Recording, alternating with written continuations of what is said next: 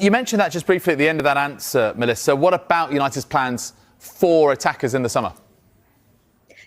They would like to bring in 2 attackers. Ruben Amorim wants a striker, and he also wants a dynamic number 10 that's versatile.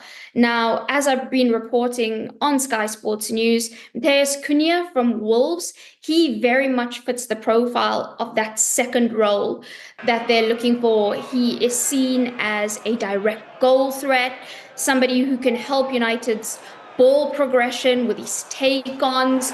He's got a fieriness that United have lacked. There's a £62.5 million release clause in this contract. Now, there will be competition to trigger that release clause because he is quite a unique player and he fills a gap a lot of clubs have.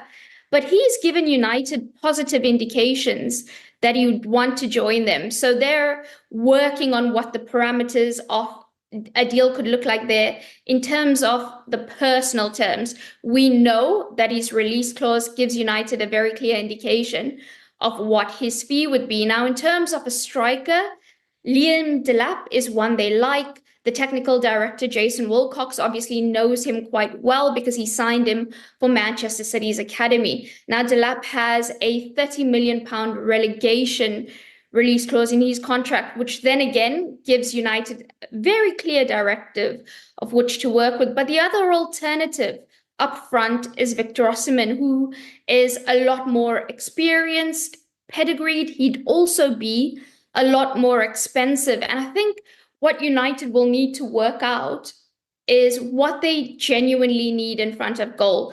Is it a guaranteed banker there, which in my opinion is what they require, or is it a younger player with a high ceiling?